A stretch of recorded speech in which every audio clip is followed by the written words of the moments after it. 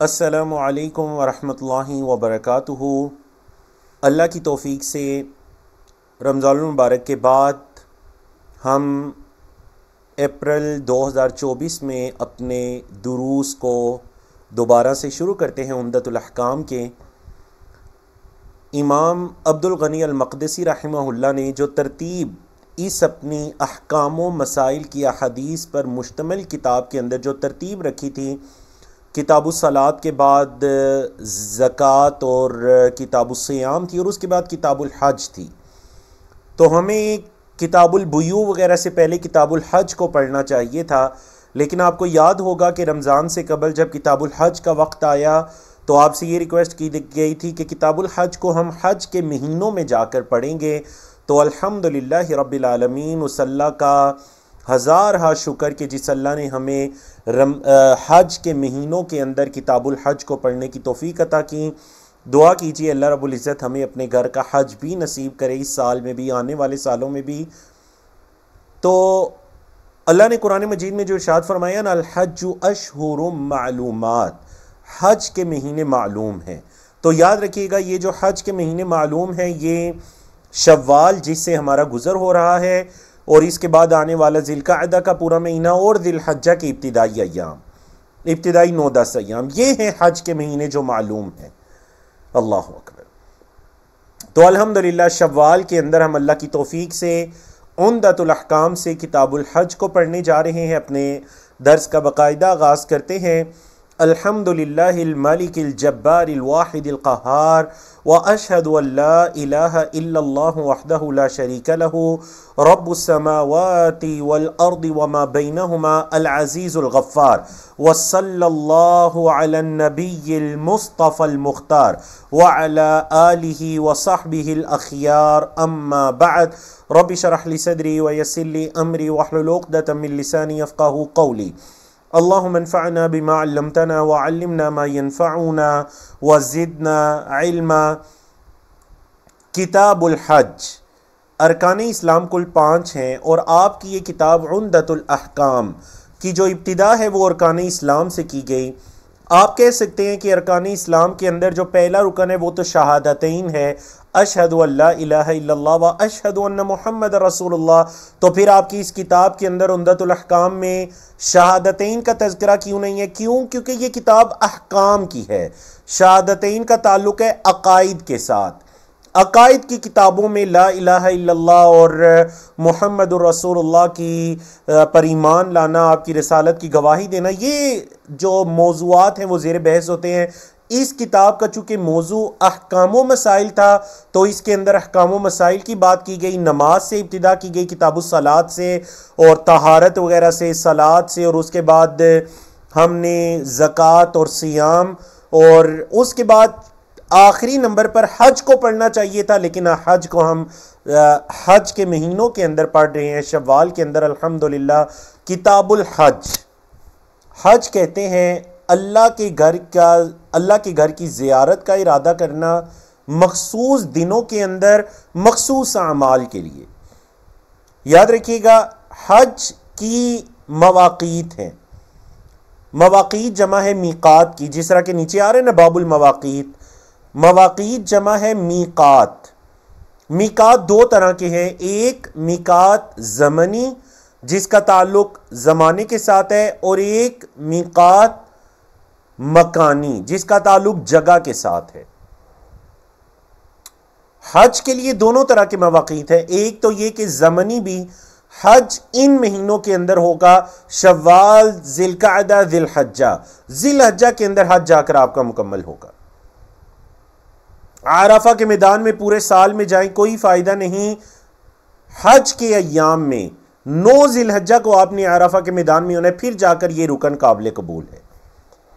जिस तरह आपकी नमाजों के औकात मुतय्यन है, हज के अमाल के भी औकात मुतय्यन है।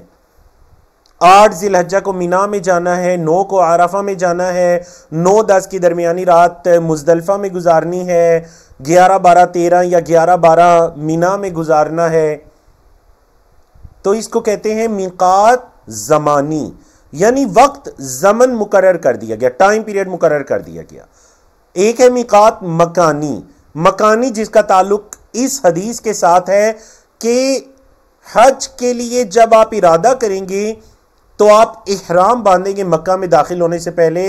वो जिस जगह से आपने इहराम बांधना है उसको कहते हैं मीकात, और जमा है मवाकीत।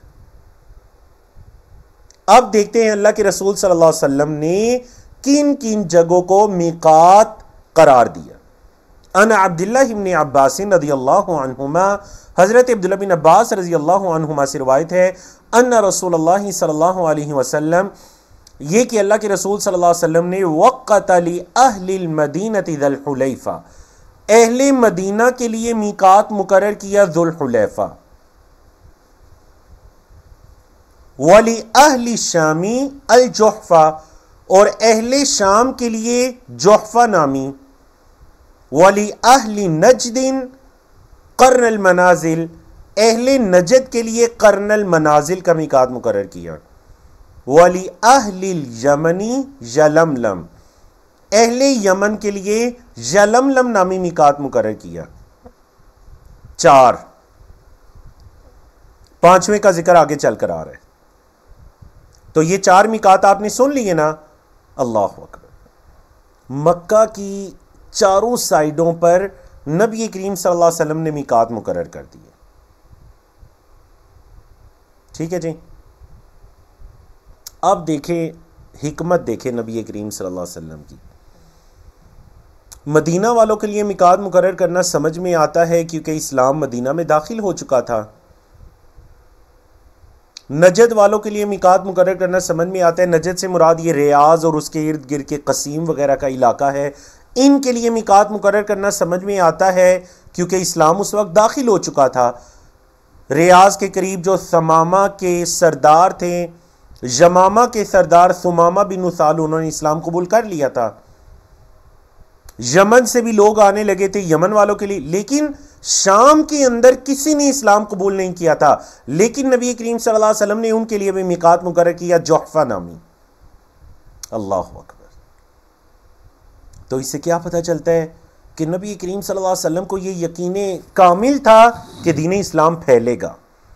दीन इस्लाम ये जो हुदूद हैं इनको क्रॉस करेगा और दीन इस्लाम अरब से भी बाहर फैलेगा। कल शाम से भी लोग आएंगे और आकर वो भी अल्लाह अकबर हज करेंगे, उम्रा करेंगे, तो उनके लिए भी मीकात मुकर्रर हो, गर्चे किसी ने उस वक्त इस्लाम कबूल नहीं किया था। अहले मदीना के लिए जो मीकात मुकर्रर किया गया वो ज़ुल हुलैफा नामी जगह है। और आपको पता है मक्का से जो सबसे दूर का मीकात है ना वो ज़ुल हुलैफा है, और सबसे करीब का मीकात ये कर्नुल मनाजिल है। कर्नुल मनाजिल जिसको अस्सैलुल कबीर भी कहते हैं, जो कि ताइफ के अंदर है। तो मदीना वालों का मीकात सबसे ज्यादा दूर है, तकरीबन मक्का से कोई 400 किलोमीटर या इससे भी जायद के फासले पर है। जब मदीना से आप निकलें तो साथ ही कुछ किलोमीटर मदीना से बाहर निकलें तो ज़ुल हुलैफा नामी मीकात आ जाता है। आप वहां से इहराम बांधें और आप मक्का आए और आकर उम्रा करें। अल्लाह अकबर। और शाम वालों के लिए कौन सा मीकात है? अल जुहफा। जुहफा नामी मीकात शाम वालों के लिए मुकर्रर कर दिया गया। ये जो मौजूदा आपका राबिख नामी एक शहर है, तो एक इंडस्ट्रियल एरिया है, सऊदी अरब का एक छोटा सा शहर है, बाकी शहरों के मुकाबले में छोटा शहर है, रियाज मक्का मदीना के मुकाबले में। तो ये बिल्कुल उसके करीब की जगह है अल जुहफा। और अहले नजद के लिए, रियाज वालों के लिए, कसीम वालों के लिए कर्नुल मनाजिल या अस्सैलुल कबीर नामी मीकात जो कि ताइफ के अंदर है, इसको मुकर्रर कर दिया गया। अल्लाह की तौफीक से अल्लाह ने ज़िंदगी में जब भी मौका अता किया हज उम्रे का, तो 3-4 मरतबा के अलावा इसी मीकात को हम भी इख्तियार किया करते थे, कर्नुल मनाजिल का या अस्सैलुल कबीर का जो कि ताइफ के अंदर है। और 3-4 मरतबा जो नहीं किया तो वो मदीना का जो मीकात है ज़ुल हुलैफा, उस मीकात को हमने इख्तियार किया जब हम मदीना से आ रहे थे मक्का की तरफ। वली अहलिल यमन यलमलम, और अहले यमन के लिए यलमलम नामी जगह। और आपको पता होना चाहिए हमारे जो बरे सगीर पाको हिंद के लोग हैं ना, उनके लिए भी यलमलम नामी मीकात है। यलमलम नामी मिकात है उनके लिए भी। अब नबी करीम सल्लल्लाहु अलैहि वसल्लम ने ये 4 मवाक़ीत मुकर्रर कर दिए। अब जरा आगे हदीस को समझिए। फरमाया हुन्ना लहुन्ना, ये चारों जगह इनके रहने वालों के लिए हैं। मदीना वालों के लिए जुल्हुलैफा, शाम वालों के लिए जोहफा, अहले नजद के लिए कर्ने मनाजिल, अहले यमन के लिए यलमलम। मजीद किन के लिए है? वलिमन अता अलैहिन्ना मिन गैरिहिन्ना, और जो कोई आएगा इस रास्ते से जो इसके यहां रहने वाला नहीं होगा। जैसे हम पाकिस्तान के लोग अगर या इंडिया के लोग अगर जाते हैं मक्का, तो अब हम इन चारों जगहों में से किसी के रिहायशी नहीं है, लेकिन हम चूंकि यलमलम से हमारा गुजर होता है हवाई रास्ते से, तो हमारे लिए यलमलम का मिकात है। यूरोपियन कंट्री से जो आते हैं वो अहले शाम अल जुहफा नामी मिकात है, राबिह के करीब। मदीना वगैरह के आगे जो इलाके हैं वो उनसे आते हैं, तो उनके लिए जुल्हुलैफा नामी मिकात है। तो ये उनके लिए है जो इनके रिहायशी हैं और जो इनके रास्तों से आए। कौन? मिम्मन अरादल हज वल उम्रा, जो हज और उम्रे का इरादा रखता हो, जो हज और उम्रे का इरादा रखता हो। वमन काना दूना ज़ालिका, और जो कोई इन हुदूद के अंदर रहता है। अब मिसाल के तौर पर एक बंदा है जो मक्का मुकरमा से तो बाहर रह रहा है, लेकिन जुल्हुलैफा के अंदर है। क्योंकि मैंने आपको क्या बताया कि मक्का और जुल्हुलैफा के दरमियान तकरीबन 400 किलोमीटर के करीब का फासिला है। अब एक बंदा जो है वो क्या कर रहा है? एक बंदा जुल्हुलैफा और मक्का के दरमियान रहता है, तो वो अब क्या करेगा? वो क्या वापिस पीछे जाएगा जुल्हुलैफा और वहां से इहराम बांध कर आएगा मक्का? नहीं। फरमाया वमन काना दूना ज़ालिका, दूना ज़ालिका का मतलब समझे जो इस हुदूद के अंदर है, मिकात की हुदूद के अंदर है, जो फमिन हैसु अनशाहा, तो वो जहां से सफर का आगाज करेगा वहीं से इहराम बांधेगा। मतलब ये कि अपने घर से इहराम बांध कर आ जाएगा। हत्ता अहलु मक्का तमिम मक्का, यहां तक कि जो मक्का के रहने वाले हैं वो मक्का से बांधेंगे, मक्का के रहने वाले मक्का से बांधेंगे। अल्लाह अकबर। यहां पर एक मसले को समझ लीजिए, ये है मीकात की हुदूद मक्का की चारों तरफ। एक है हरम की हुदूद, वो बैतुल्लाह की चारों तरफ है, मस्जिद हराम की चारों तरफ मक्का मुकरमा के अंदर हरम की हुदूद। आपके इल्म में है ना, जिससे अंदर गैर मुस्लिम का दाखिला ममनू है, लिखा भी होता है। ये मक्का मुकरमा के अंदर हरम की हुदूद है। अब अगर कोई हरम की हुदूद के अंदर रह रहा है तो वो हरम की हुदूद से बाहर जाएगा, इहराम बांधेगा और आ जाएगा। और अगर कोई हरम की हुदूद के ऑलरेडी बाहर है लेकिन मिकात की हुदूद के अंदर है, तो वो घर से बांध कर आ जाएगा। मसला समझ आ गया ना आपको? अब एक मसला इस हदीस में रह गया और वो है मिम्मन अरादल हज वल उम्रा। सवाल ये पैदा होता है कि एक बंदा मक्का मुकरमा कारोबार के लिए जा रहा है, तिजारत के लिए जा रहा है, किसी से मिलने जा रहा है, उसका हज उम्रे का कोई इरादा नहीं है। अब फुकहा का इस चीज़ में इख्तिलाफ है कि आया वो भी इहराम बांध कर जाएगा और जाकर पहले उम्रा करेगा फिर अपना काम करेगा। दोनों तरह के अकवाल मौजूद हैं। बाज़ फुकहा ये कहते हैं कि नहीं, वो जब मक्का जा रहा है तो फिर हर हाल में इहराम बांध कर जाएगा इस अपने मिकात से और जाकर उम्रा वगैरह करेगा और फिर अपना काम करेगा। और जो दुरुस्त मौक़िफ़ है वो यही है कि अगर कोई हज उम्रे के इरादे से नहीं जा रहा तो वो अपने लिबास में जा सकता है, उसके लिए इहराम ज़रूरी नहीं है। क्योंकि नबी करीम सल्लल्लाहु अलैहि वसल्लम ने जिस हदीस के अंदर ये मवाक़ीत मुकर्रर किए, यहीं पर बता दिया कि मिम्मन अरादल हज वल उम्रा, जो हज और उम्रे का इरादा रखते हैं ये अहकाम व मसाइल उसके लिए हैं। समझ आ गई ना आपको? हदीस क्लियर है? हम आगे चलें जी अगली हदीस की तरफ। हदीस नंबर 208। ये रिवायत है ना अब्दुल्लाह इब्न उमर, हज़रत अब्दुल्लाह बिन उमर की रिवायत है, हज़रत उमर के बेटे हैं रदियल्लाहु अन्हुमा, अन्ना रसूलुल्लाह सल्लल्लाहु अलैहि वसल्लम क़ाल, ये कि अल्लाह के रसूल सल्लल्लाहु अलैहि वसल्लम ने फरमाया, युहिल्लु अहलुल मदीनति मिन जुल्हुलैफा, अहले मदीना तलबिया कहेंगे जुल्हुलैफा से। यहाँ आप सल्लल्लाहु अलैहि वसल्लम ने इहराम का लफ्ज़ नहीं इस्तेमाल किया, बल्कि क्या लफ्ज़ इस्तेमाल किया? तलबिया। क्योंकि जैसे ही आप जैसे ही आप एहराम बांधते हैं अपने मिकात से तो आप पर तलबिये का कहना लाजिम हो जाता है। बोले यहां पर तलबिये का कहना लाजिम हो जाता है, तो इसलिए अल्फाज जो इस्तेमाल किए युहिल्लु अहलुल मदीनति मिन जुल्हुलैफा, जुल्हुलैफा से वो तलबिया कहेंगे, मतलब वहां से एहराम की हालत में आ जाएंगे। वह अहलु शाम मिनल जुहफा, और शाम वाले जुहफा से, वह अहलु नजदिन मिन कर्न, और अहले नजद कर्ने मनाजिल से। क़ाला अब्दुल्ला, हज़रत अब्दुल्ला कहते हैं, यानी हज़रत अब्दुल्ला बिन उमर कहते हैं, वह बलगनी, और मुझे ये बात पहुंची है कि अन्ना रसूलुल्लाह सल्लल्लाहु अलैहि वसल्लम क़ाल, ये कि अल्लाह के रसूल सल्लल्लाहु अलैहि वसल्लम ने फरमाया, व युहिल्लु अहलुल यमन मिनल यलमलम, अहले यमन यलमलम नामी जगह से मिकात उनको मुकर्रर है, वो वहां से एहराम बांधेंगे।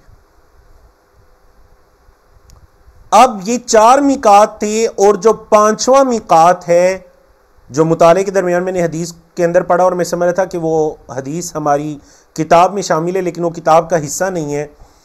5वां मिकात है ज़ातुल इर्क़ नामी मिकात अहले इराक़ के लिए, वली अहलिल इराक़ी ज़ातुल इर्क़, आप सल्लल्लाहु अलैहि वसल्लम ने अहले इराक़ के लिए ज़ातुल इर्क़ नामी जगह को मिकात मुकर्रर किया। अल्लाहु अकबर। इराक़ के अंदर भी उस वक्त दीन इस्लाम दाखिल नहीं हुआ था, नबी करीम सल्लल्लाहु अलैहि वसल्लम ने उनके लिए भी मिकात मुकर्रर कर दिया, क्योंकि ज़ाहिर बात है ये इस्लाम फैलेगा, आप सल्लल्लाहु अलैहि वसल्लम को यकीन था और वाक़अतन फैला। अब यहां पर एक मसला सुन लीजिए, मसला ये है, और ख़ास कर इस जदीद दौर के अंदर ये मसला बहुत दरपेश आता है। वो मसला ये है कि आपका हवाई जहाज का सफ़र है, अब जो हज के अय्याम के अंदर अक्सर फ्लाइट्स वगैरह होती हैं, उनके अंदर बड़ी तादाद में हाजी होते हैं। सुन्नत तो यह है कि आप एहराम मिकात से बांधें। देखिए, एहराम जब हम कहते हैं ना एहराम, तो इसके 2 मतलब होते हैं, मसले को समझे। एक होता है आपकी 2 चादरें, वो जो लिबास होता है, उर्दू में चूंकि उसको भी एहराम कहते हैं, हालांकि अरबी में उसके लिए सौबुल एहराम इस्तेमाल हुआ, एहराम की चादरें, एहराम का लिबास, लिबासुल एहराम। एहराम उर्दू में एक वो उन 2 चादरों को कहते हैं एहराम, और दूसरा है एहराम की नीयत में आना, कि हाजी या मुअतमिर, उम्रा करने वाला या हज करने वाला जब ये कहते हैं ना अल्लाहुम्मा लब्बैका उम्रतन, अल्लाह मैंने उम्रे का इरादा किया, अल्लाहुम्मा लब्बैका हज्जन, या अल्लाहुम्मा लब्बैका उम्रतन मुतमत्तिअन बिहा इलल हज, हज तमत्तु की सूरत में जब वो मिकात पर ये अल्फाज कहते हैं तो वो एहराम की हालत में आ जाता है। अब इस हालत में उसके लिए वो तमाम काम ममनू हो जाते हैं जिनका तज़किरा अगली हदीस में आ रहा है। समझ आई ना? ये एहराम के 2 मतलब है, एक एहराम की चादरों को, लिबास को कहा जाता है, और दूसरा एहराम की नीयत में आ जाना कि आप मुहरिम हो गए हैं, आप एहराम की नीयत में आ गए। अब आपके लिए बाल काटना, सर को डांपना, मर्दों के लिए लिबास पहनना सिला हुआ, यह बिल्कुल जायज नहीं है। अब सवाल यह पैदा हुआ, हवाई जहाज के अंदर तो 20 की तादाद में लोग होते हैं जी, जो हज उम्रे का इरादा रखते हैं, तो अगर सब मिकात पर जब अनाउंसमेंट होती है कि अब हम मिकात से गुजरने वाले हैं, आप लोग नियत कर लीजिए, अगर सब लोग उस वक्त उठकर एहराम का लिबास पहनते हैं तो यकीनन ये मुमकिन नहीं है जहाज के अंदर। समझा कि सुन्नत यही है कि आप मिकात पर पहुंचकर इस लिबास को उतार कर एहराम की चादरें पहन लें, लेकिन मजबूरी की हालत में, खासकर हवाई जहाज वगैरह के सफर की सूरत में, मजबूरी की हालत में, या फिर मतलब एक इंसान के साथ बच्चे वगैरह हैं, वो नहीं मिकात पर रुक सकता, मिकात से कुछ पहले एहराम बांध लेता है, तो इसके अंदर कोई हर्ज नहीं है ऐसी किसी मजबूरी की हालत में। अगर मजबूरी नहीं है तो फिर मिकात पर जाकर ही एहराम बांधे। समझा कि ना आपको मसले की? तो इसलिए अगर हज उम्रा करने वाले जहाज में बैठने से पहले एयरपोर्ट से या अपने घर से पाक साफ होकर 2 चादरें पहन कर चले जाते हैं तो इसमें कोई हर्ज नहीं है, लेकिन वो लब्बैक अल्लाहुम्मा लब्बैक तलबिया कहना शुरू नहीं करेंगे। वो जो पाबंदियां उन पर लगनी है ना, जो आगे चलकर आ रही हैं, वो उन पर नहीं लगेंगी। पाबंदियां तब लगेंगी तलबिया कहना तब शुरू करेंगे जब वो मीकात को क्रॉस करेंगे, जब जहाज में अनाउंसमेंट होगी कि अब हम मीकात से गुजरने वाले हैं। आप नियत कर लीजिए। आप कहेंगे मुस्तहब अमल है जुबान से अल्फाज पढ़ना, और अगर जुबान से अल्फाज नहीं भी पढ़े, एक मसला है कि अक्सर हाजी मोतमिर पूछते हैं जी जब मिकात से गुजरे तो अल्लाहुम्मा लब्बैक उम्रतन या हज्जन कहना भूल गए तो आप क्या करें? तो कोई हर्ज नहीं है, मुस्तहब अमल था। नीयत दिल के इरादे का नाम है। जब आप मक्का आई हज उम्रे की नीयत से है तो आपकी नीयत हो गई, कोई आपके जिम्मे दम वगैरह या कुछ नहीं है, फिदिया वगैरह। अब आते हैं उन मसाइल की तरफ के एहराम की हालत में मुहरिम के लिए क्या क्या मना हो जाता है। बाबु मा यलबसुल मुहरिमु मिनस्सियाब, बाब है इस बारे में कि मुहरिम कौन से कपड़े पहनेगा, मुहरिम कौन सा लिबास पहनेगा। हदीस वही हजरत अब्दुल्लाह बिन उमर की है, अन अब्दुल्लाह इब्न उमर रदियल्लाहु अन्हुमा अन्ना रजुलन, ये कि एक आदमी ने काला कहा या रसूलल्लाह, ए अल्लाह के रसूल सल्लल्लाहु अलैहि वसल्लम, मा यलबसुल मुहरिमु मिनस्सियाब, जरा बतलाइए कि मुहरिम कौन से कपड़े पहनेगा। अब एक शख्स मिकात से गुजरा इहराम की हालत में आ गया, वो कौन से कपड़े पहनेगा। काला रसूलुल्लाह सल्लल्लाहु अलैहि वसल्लम, अल्लाह के रसूल सल्लल्लाहु अलैहि वसल्लम ने फरमाया ला यलबसुल कुमुसा, कमीज की जमा कुमुस, वो कमीज नहीं पहनेगा। वलल अमाइन, ये बात हो रही है मर्द की। वलल अमाइन, इमामा की जमा, वो सर पर कोई इमामा, सर पर जो कपड़ा लपेटा जाता है वो भी नहीं लपेटेगा। वल सरावीलात, ट्रोजर वगैरह को कहते हैं, शलवार को कहते हैं सिरवाल की जमा सरावील, सरावील वगैरह भी नहीं पहनेगा। बरानिस, टोपी वगैरह को कहते हैं, या जिस कपड़े या चीज के साथ सर को ढांपा जाता था वो भी नहीं पहनेगा। वलल खिफाफ, मोजे वगैरह भी नहीं पहनेगा। ये 5 चीजें आप सल्लल्लाहु अलैहि वसल्लम ने इस हदीस में बयान कर दी। बाकी दीगर हदीस में दीगर चीजें आ रही हैं। इस हदीस में बाकी चीजों का तज़किरा ना करने का ये मकसद नहीं है कि बाकी चीजें हैं ही नहीं, बाकी चीजें हैं लेकिन वो दीगर हदीस में आ रही हैं, जैसे नीचे बुखारी की हदीस आ रही है। तो ये 5 चीजें बयान फरमा दी, कमीज नहीं पहनेगा, अमामा नहीं पहनेगा, ट्रोजर वगैरह नहीं पहनेगा, टोपी वगैरह नहीं पहनेगा, और मोजे नहीं पहनेगा।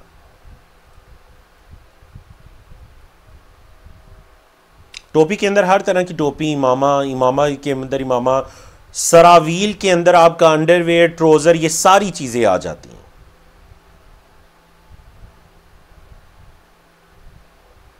मुझे याद है एक मरतबा हज के दौरान एक हाजी ने मेरे से ये सवाल पूछा था कि मुझे तो ये पता ही नहीं था कि अंडरवेयर वगैरह पहनना मना है, तो मैंने तो वो पहन के रखा हज के अय्याम में। अल्लाह अकबर। तो इस तरह से हर वो कपड़ा, चाहे वो आपकी बनियान है, वो कपड़ा जो जिस्म के मुताबिक सिला हुआ होता है उसके पहनने की इजाज़त नहीं है। बस 2 चादरें हों। सुन्नत ये है कि वो सफ़ेद हों, और अगर सफ़ेद नहीं है तो फिर कोई भी 2 चादरें हों। अब आप सल्लल्लाहु अलैहि वसल्लम ने ये 5 चीज़ें इनसे मना करने के बाद फरमाया, एक चीज़ में रुखसत दी मौज़ों में, फरमाया इल्ला अहदुन, मगर वो बंदा ला यजिदु नअलैन, जिसके पास कोई जूते ना हो, फलयलबसिल खुफ़ैन, तो फिर वो क्या करे जी, वो मोजे पहन ले।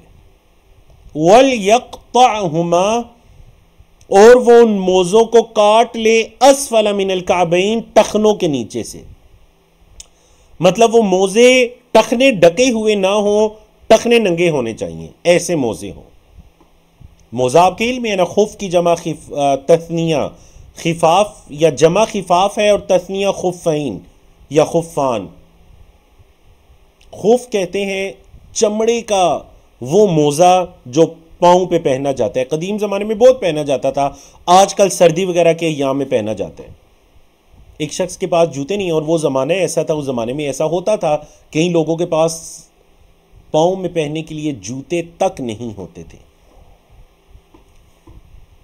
बहुत फरावानी हो चुकी है। मतलब आप देखिए, कोई कितना भी गया गुजरा शख्स हो, ये मुमकिन है कि उसके पास जूते ना हो। आप सल्लल्लाहु अलैहि वसल्लम का ज़माना तो ऐसा था कि बाज़ सहाबा के पास जूते नहीं होते थे। बाज़ सहाबी ये कहते हैं अल्लाह के रसूल सल्लल्लाहु अलैहि वसल्लम, अल्लाह की कसम ये जो एक चादर है ना जिस्म पर, इसके अलावा मैं दुनिया में किसी चीज़ की मलकियत नहीं रखता। अल्लाह अकबर। सुबह शाम अल्लाह की तारीफ़ें, अल्लाह की हम्द बयान किया करते। आप सल्लल्लाहु अलैहि वसल्लम को देख लें, 3 दिन तक लगातार कभी चूल्हा नहीं जला। हम में से कोई है जिसके घर में ये हालात हो कि 3 दिन तक लगातार कभी चूल्हा ना जले? एक दिन जले, अगले दिन ना जले, 2 दिन जले, तीसरे दिन ना जले। फिर भी अल्लाह की तारीफ़, अल्लाह का शुक्र, क्योंकि ये दुनिया, ये अल्लाह के यहाँ कोई हैसियत नहीं रखती। जिसको बहुत ज़्यादा दे दी गई, ये भी ये मतलब नहीं कि वो कोई अल्लाह का बहुत करीबी है, जी अल्लाह ने उसको बहुत नवाजा है। हाँ, अगर किसी को दिया गया, वो अल्लाह के नाम में बहुत खर्च करता है, तो ये नेकी है, इस नेकी से अल्लाह ने उसको नवाजा।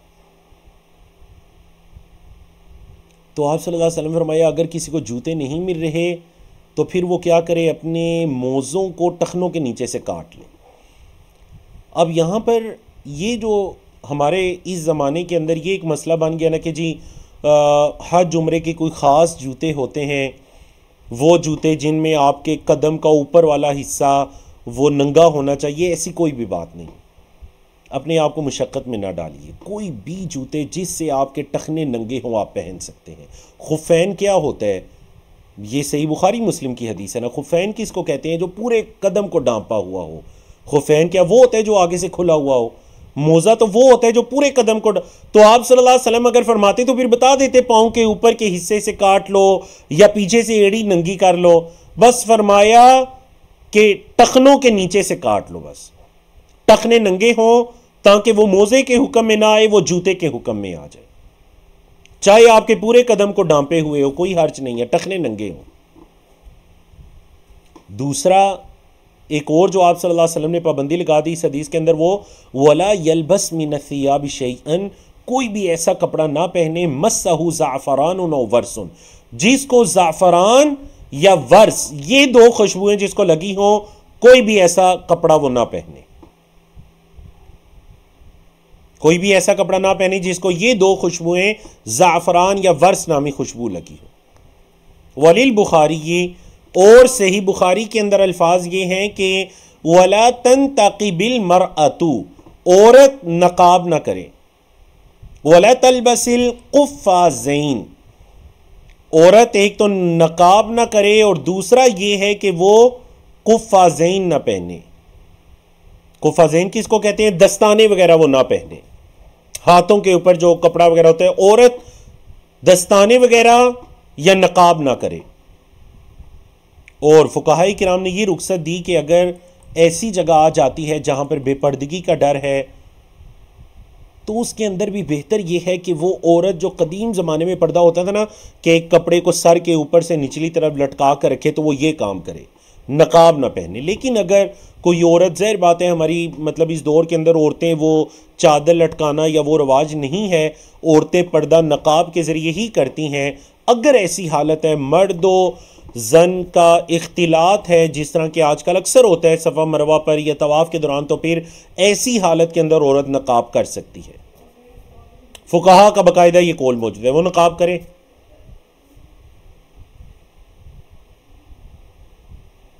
अगली हदीस की तरफ चलते हैं। ना अब्दुल्लाह इब्न अब्बास रज़ियल्लाहु अन्हु, और ये हदीस है हज़रत अब्दुल्लाह बिन अब्बास रज़ियल्लाहु अन्हुमा, क़ाल, कहते हैं, समिअतु नबिय्य सल्लल्लाहु अलैहि वसल्लम यख़्तुबु बि अराफ़ातिन, मैंने नबी करीम सल्लल्लाहु अलैहि वसल्लम को सुना आप अराफ़ात का खुतबा इरशाद फरमा रहे थे। आप अराफ़ात का खुतबा इरशाद फरमा रहे थे।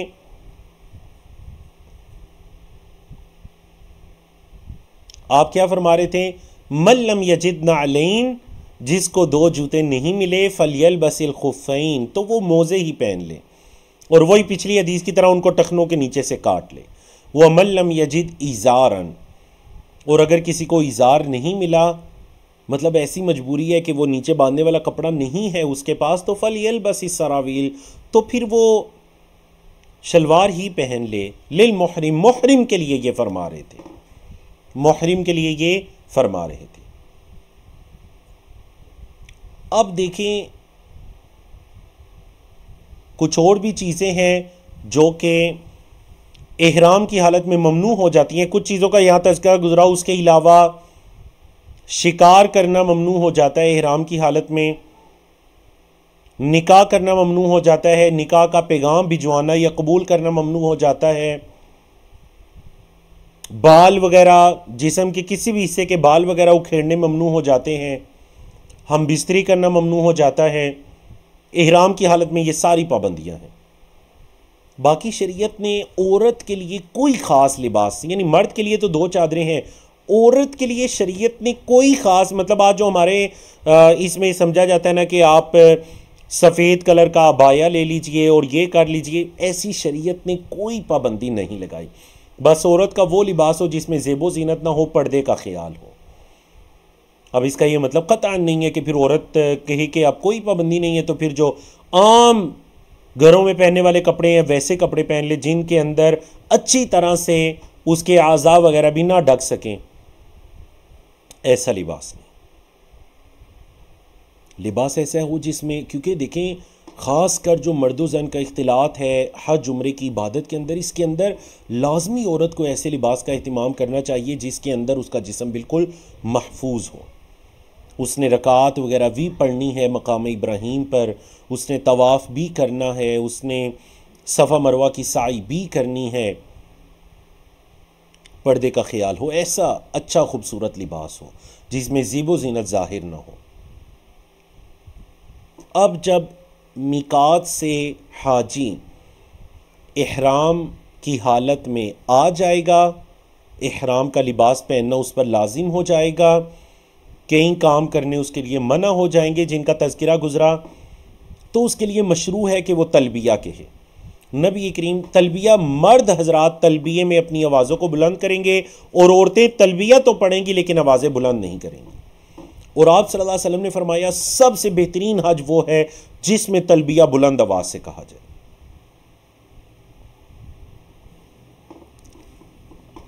अच्छा, हमारे यहाँ आजकल इस तरह होते हैं ना कि ग्रुप्स के अंदर लोग तलबिया कहते हैं, मतलब 20, 30, 40 अफराद मिलकर एक ही आवाज़ से तलबिया कहते हैं। ये ज़रूरी नहीं है, हर कोई अपना तलबिया कहे, बुलंद आवाज़ से कहे।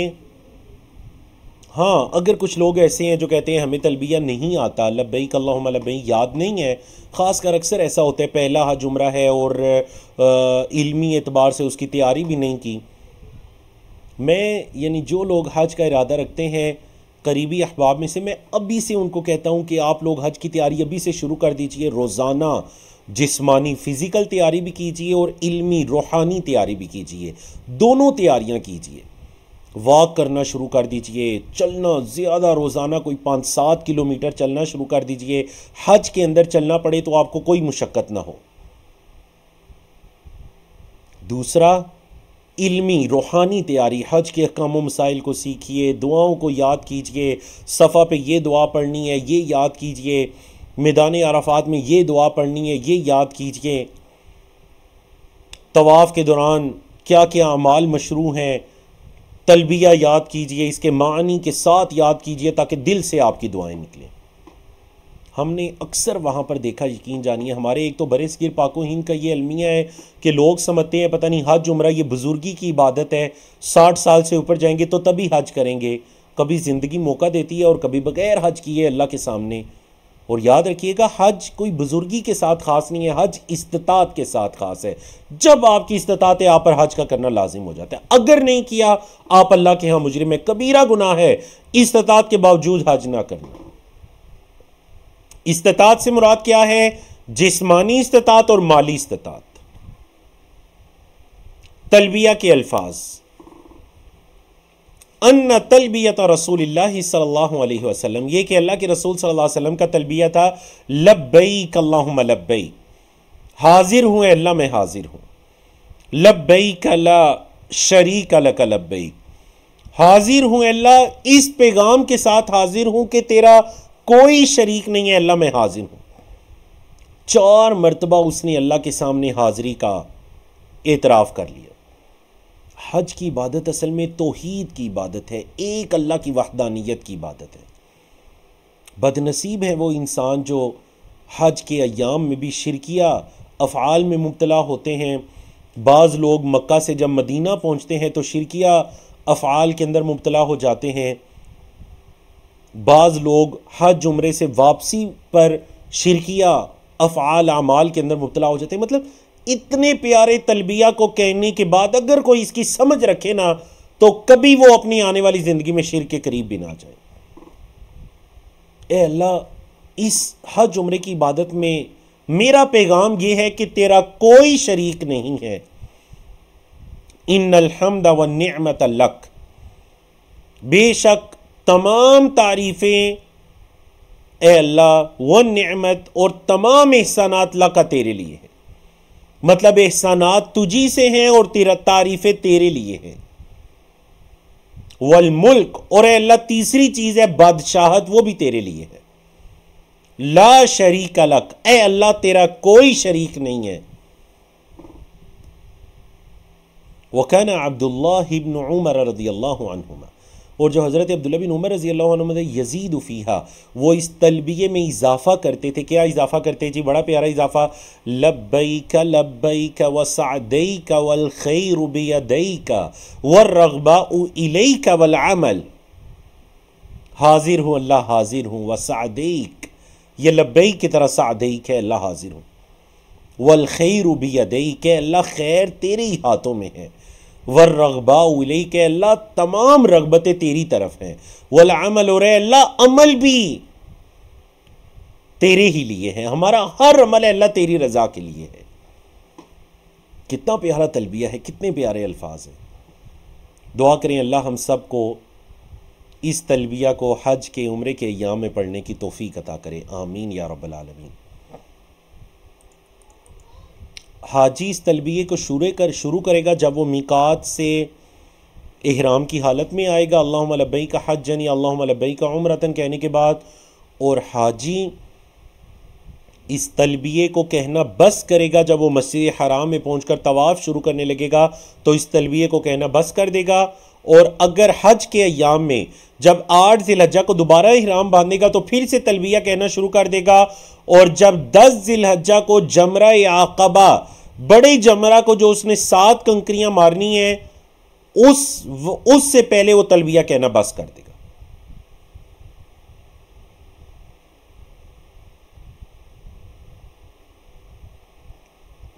आन अबी हुरैरा रज़ियल्लाहु अन्हु क़ाल क़ाल नबी सल्लल्लाहु अलैहि वसल्लम ला यहिल्लु लिम्रअतिन तुअमिनु बिल्लाहि वल यौमिल आखिर, किसी औरत के लिए यह हलाल नहीं है कि जो अल्लाह पर और आखिरत के दिन पर ईमान रखती हो। क्या हलाल नहीं है? अन तुसाफिरा मसीरत यौमी व लैला, कि वो एक रात और दिन का सफ़र करे, इल्ला व माहा हुरमा, मगर ये कि उसके साथ उसका महरम होना चाहिए।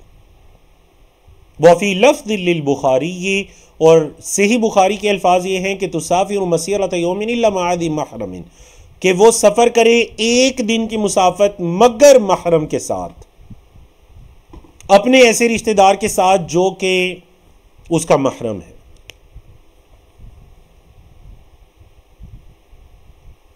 अब देखें किताबुल हज में इस हदीस को लाने का क्या मकसद है। किताबुल हज में हदीस को लाने का मकसद ये है कि औरत पर जो हज फ़र्ज होता है तो मर्द के लिए 2 इस्तिताअतें हैं।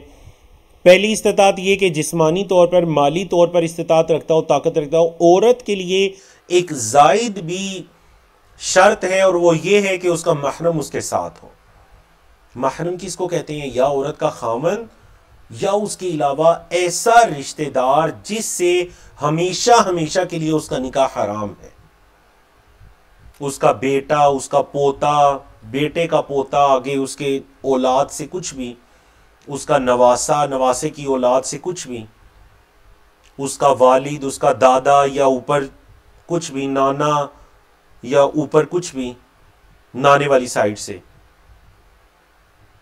उसका मामू वगैरह, उसके चचा वगैरह, उसका भतीजा, उसका भांजा, उसका रज़ाई भाई, उसके रज़ाई भाई की औलाद, ये वो रिश्ते हैं जिनसे हमेशा हमेशा के लिए निकाह हराम है। सुसर बिल्कुल, दामाद, मतलब वो सारे रिश्ते गिनवाना मकसद नहीं था। सिर्फ ये बताना मकसद था कि ये वो महरम रिश्ते हैं, औरत हर हाल में इनके साथ सफर करेगी। अब आप कहें मैंने कि जदीद दौर के अंदर ये मसला बहुत ज़्यादा पूछा जाता है कि देखें इस दौर के अंदर तो सफ़र सेफ हो चुके हैं, यहाँ से जहाज़ में बैठेगी उधर उतर जाएगी और हर चीज़ सेफ है। यकीन जानिए जितना मर्जी सेफ है, लेकिन उसके बावजूद सफ़र सफ़र है, सफ़र सफ़र है। मक्का में जो अय्याम गुजारने हैं, मदीना के अंदर आने जाने का जहाज़ के अलावा भी कुछ रास्ता होता है, इन सब के अंदर औरत को एक महरम की ज़रूरत है। अब अगर कोई औरत ये कहती है कि मेरा कोई महरम है ही नहीं, या जो महरम है वो इस्तिताअत नहीं रखते, तो ठीक है, फिर आप पर ये इबादत फ़र्ज भी नहीं है। कहने का मकसद ये है कि जो इबादत आप पर फ़र्ज ही नहीं है, आप क्यों अपने आप को गुनाह में डालते हैं अकेले से वो इबादत करके जो आप पर फ़र्ज ही नहीं। फ़र्ज तो तब होगी जब इस्तिताअत होगी, इस्तिताअत तब होगी जब आपका महरम साथ होगा। तो ये हज उम्रे का सफ़र भी है और उसके अलावा बाकी सफ़र भी है। अलबत्ता इस दौर के अंदर कुछ फुकाहा ऐसे हैं जो ये इजाज़त देते हैं कि चूंकि हर चीज़ सेफ है तो औरत अगर किसी काफिले में सफ़र करना चाहिए। कुछ फुकाहा हैं, लेकिन वल्लाहु आलम जो मुझ तालिबे इल्म का मुताला है या अक्सर फुकाहा के अक़वाल की रोशनी में वो यही है कि ये हदीस बिल्कुल अपने असल पर कायम है, कोई औरत अपने महरम के बगैर सफ़र ना करे। तो याद रखिएगा इसके अंदर वो मसला भी हल हो जाता है कि अगर कोई अकेला अपनी बेटी को किसी दूर की जगह पर, दूर के शहर या दूर के मुल्क के अंदर अकेला चाहे पढ़ाई के लिए ही भेज दे, महरम के अलावा सफ़र करना जायज़ नहीं। हाँ, अगर वो उसको वहाँ पर पहुँचाता है और फिर उसी चार दीवारी के अंदर उसका रहन सहन है, पढ़ाई या बाकी चीज़ें, और फिर वहीं से उसको लेता है और घर मतलब जो रास्ते का सफ़र वगैरह है उसके अंदर हर हाल में उसके साथ महरम हो।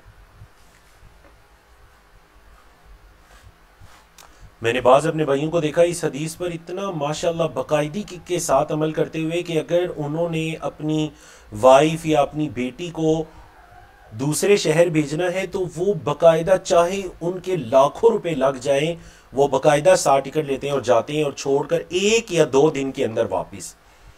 गुज़िश्ता दिनों में हमारे एक दोस्त आए, 2 दिन के लिए आए, फैमिली को छोड़ा और फिर वापस गए, फिर 1 महीने के बाद दोबारा आए, फैमिली को लिया और अगले दिन फिर वापस।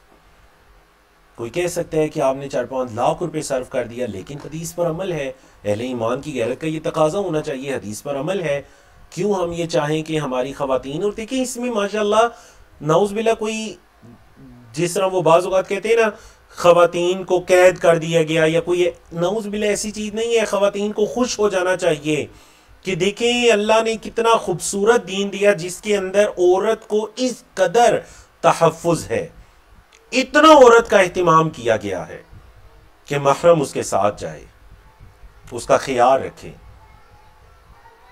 ये महरम आकिल हो, बालिग हो, गैर बालिग महरम तो होगा, लेकिन वो चूंकि उसका एहतिमाम नहीं कर पाएगा, उसका ख्याल नहीं रख पाएगा, तो फुकाहा ने कहा कि वो गैर बालिग ना हो, वो बालिग हो, वो आकिल हो, अक्लमंद हो। अगर कोई मजनू वगैरह है जिसकी अकल ही ठीक नहीं है तो वो भी नहीं।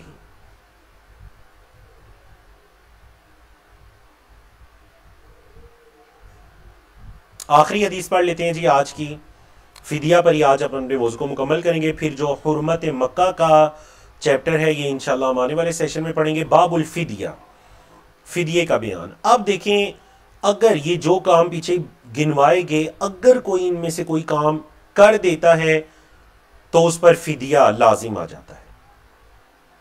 बोलो उस पर क्या लाजिम आ जाता है? फिदिया। अब यहां पर इस मसले को समझिएगा। बाद लोग बेचारे ये समझते हैं कि जी मैंने लिबास पहन लिया।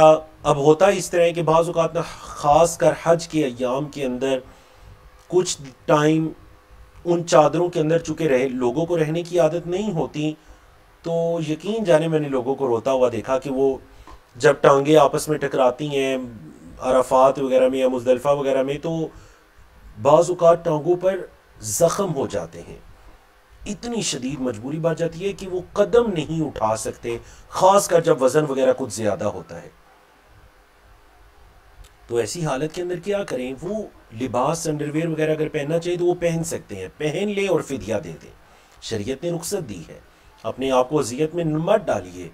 आप इहराम, जो आपकी इहराम की नीयत है, इहराम की हालत है, उस हालत के मुनाफी कोई भी काम कर लीजिए और फिदिया दे दीजिए। समझाइए आपको, सिवाय शिकार के। अगर शिकार कर लिया तो फिर वैसा ही जानवर कुर्बान करना पड़ेगा जैसा शिकार किया।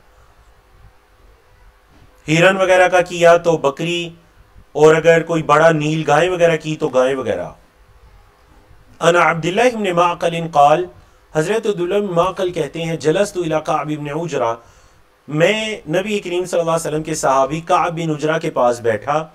फसअलतुहु अनिल फिदिया, तो मैंने कअब बिन उजरा से पूछा, है कअब, आप अल्लाह के रसूल सल्लल्लाहु अलैहि वसल्लम के साथ हज उम्रा वगैरह करने आए हैं, कर चुके हैं, तो ज़रा मुझे फ़िदिये के बारे में बताइए। फ़काला, तो उन्होंने फरमाया, नज़लत फ़ी या ख़ासा, ये जो फ़िदिये की आयात है ना, ये ख़ास मुझ में नाजिल हुई हैं, मेरे लिए नाजिल हुई थी। वही लकुम आम्मा, लेकिन अब मेरे लिए नाजिल होने का मतलब ये नहीं है कि सिर्फ मेरे लिए थी, अब ये तुम सब के लिए है, पूरी उम्मत के लिए आम है। और वो क्या है, हुमिलतु इला रसूलिल्लाह सल्लल्लाहु अलैहि वसल्लम, मुझे अल्लाह के रसूल सल्लल्लाहु अलैहि वसल्लम के पास ले जाया गया उठाकर, क्योंकि बीमार थे। वल क़म्लु यतनासरु अला वजही, और जुएं वगैरह मेरे चेहरे पर गिर रही थी। बीमारी के अंदर ये हालत हो चुकी थी कि जुएं वगैरह मेरे चेहरे पर गिर रही थी। फ़काला, तो आप सल्लल्लाहु अलैहि वसल्लम ने फरमाया, मा कुन्तु उरल वजअ बलग बिका मा अरा, मेरा नहीं ख्याल था कि आपको इतनी तकलीफ है जो मुझे दिखाई दे रही है। ओ मा कुन्तु उरल जहद बलग बिका मा अरा, या फिर आप इतनी मुशक्कत के अंदर है जो मैं देख रहा हूं। तो फिर आप सल्लल्लाहु अलैहि वसल्लम ने उनसे पूछा, ताजिदु शातन, क्या कोई बकरी वगैरह है? फ़कुल्तु ला, कअब कहते हैं, अल्लाह के रसूल सल्लल्लाहु अलैहि वसल्लम, कोई बकरी नहीं है। फ़काला, तो आप सल्लल्लाहु अलैहि वसल्लम ने फरमाया, अगर बकरी वगैरह नहीं है तो फिर फ़सुम सलासता अय्याम, 3 दिन के रोजे रख लो। औ अतइम सित्तता मसाकीन, या फिर इस तरह करो कि 6 मसाकीन को खाना खिला दो। कितना खाना? लिकुल्लि मिस्कीन निस्फ़ सा, हर मिस्कीन के लिए निस्फ़ सा। वो जो आपको बताया गया था ना, ये जो है इसको मुद कहते हैं, और ये 5 मुद हो तो 1 सा बनता है, तो हर मिस्कीन के लिए तकरीबन निस्फ़ सा खाना हो। इतना खाना हर मिस्कीन को खिला दो, 6 मसाकीन को खाना खिला दो, या 3 दिन के रोजे रख लो। और अपने सर के बाल वगैरह हलक करवा दो। अभी चूंकि अब इहराम की हालत में बाल कटवाना तो जायज नहीं है ना, हलक करवाना, लेकिन अब चूंकि वो बीमार है, मजबूरी की हालत है, तो सर के बाल हलक करवा दो और ये फिदिया दे दो। उम्रा बिल्कुल ठीक है, इहराम बिल्कुल ठीक है। वफी रिवायतिन, और एक रिवायत के अंदर है, फ़अमरहु रसूलुल्लाह सल्लल्लाहु अलैहि वसल्लम युतइमा फरकन बैन सित्ततिन, फरक भी एक पैमाने को कहते हैं, खाने का वो बर्तन, कि फिर इस तरह करो कि 6 मसाकीन के दरमियान एक फर्क खाने की तकसीम कर दो। और युहदी अशातन, या फिर एक जानवर, एक बकरी कुर्बान कर दो, यसूम सलासता अय्याम, या 3 दिन के रोजे रख लो। मतलब ये 3 काम ऑप्शनल है, इन तीनों में से कोई भी कर लो। एक जानवर ज़िबा, बकरी वगैरह, भेड़ वगैरह, या 6 मसाकीन को खाना, या 3 दिन के रोजे। इससे क्या होगा, इहराम की हालत में वो जो इहराम के खिलाफ काम किया होगा, शिकार या हम बिस्तरी वगैरह के अलावा किया होगा, तो इहराम बिल्कुल दुरुस्त हो जाए। समझा लीजिए। बाकी इंशाल्लाह जो हज उम्रे के अहकाम मसाइल हैं वो आने वाले सेशन के अंदर अल्लाह की तौफीक से आते रहेंगे इंशाल्लाह। यहाँ पर भी आगे चलकर मजीद मक्का की हुर्मत के बारे में और शिकार वगैरह के दीगर अहकामात आएंगे इंशाल्लाह, जो हम नेक्स्ट फ्राइडे को अल्लाह की तौफीक से पढ़ेंगे। कुछ सवालात हैं अगर?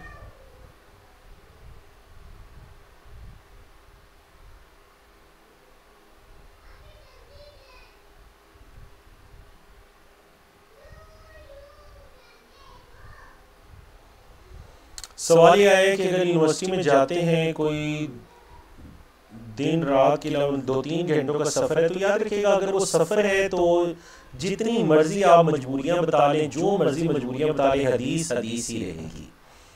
अगर वो सफ़र है, अगर आप उसको सफ़र कंसीडर करते हैं, मतलब वो सफ़र जिस पर नमाज कसर हो सकती है, अगर वो सफ़र है तो फिर ये हदीस ये है कि शरीयत कहती है महरम के साथ ही निकलो।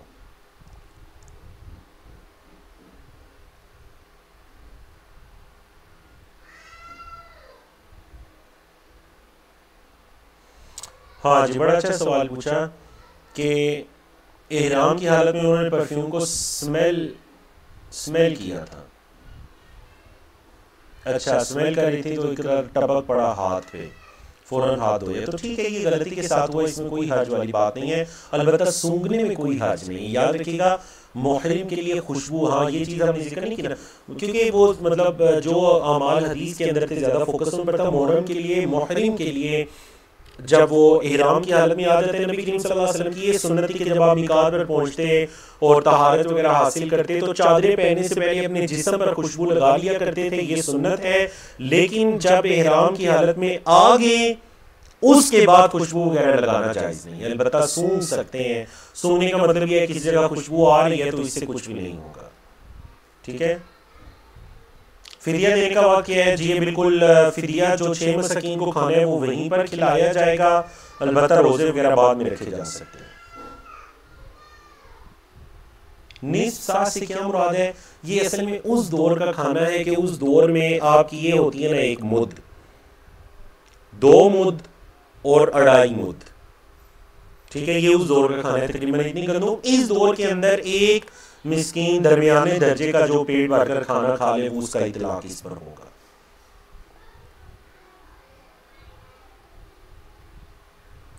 और चैट के अंदर अगर आप कोई सवाल पूछना चाहें,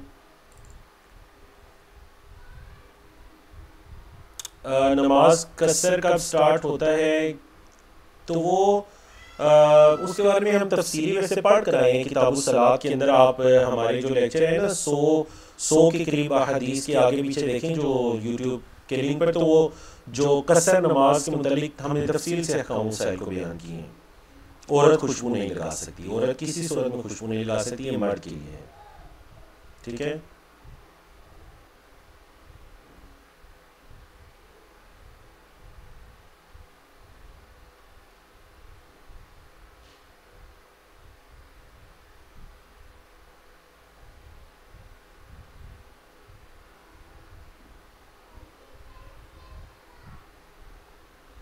सिस्टर बिनते खतीब, आपका सवाल हो गया है। जो आपने परफ्यूम के बारे में सवाल पूछा था उसका जवाब तो हो गया, वल्लाहु आलम।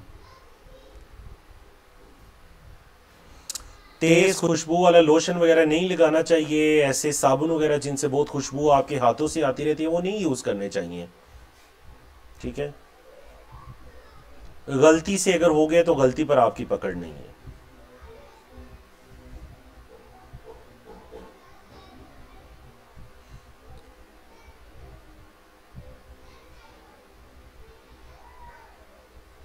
इस सेशन की ऑडियो पोस्ट कर दीजिए। असल में ये वीडियो पोस्ट होती है यूट्यूब से। अलबत्ता आजकल वो ऐसे सॉफ्टवेयर आ चुके हैं ना, आप यूट्यूब का लेक्चर उसमें डालें तो वो आपको पूरा ऑडियो देगा, तो वो आप उससे फ़ायदा उठा सकते हैं। अलबत्ता यूट्यूब का लिंक आप सबसे शेयर कर दिया जाएगा।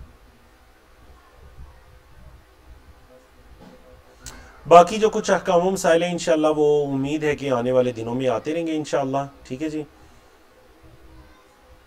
बारकल्लाहु फीकुम। Non Muslim can go to which area of Haram. Mecca के चारों तरफ हरम की हदूद है। नॉन मुस्लिम उस हरम की हदूद के अंदर नहीं जा सकते। अलबत्ता वो मक्का मदीना में जा सकते हैं, लेकिन जो मक्का मदीना के अंदर हरम की हदूद है उसके अंदर नहीं जा सकते। ठीक है। मस्जिद आयशा से उम्रा ये भी आगे चलकर इंशाल्लाह आएगा। ठीक है जी। बाल काटने वगैरह के अहकाम भी उम्मीद है आएंगे।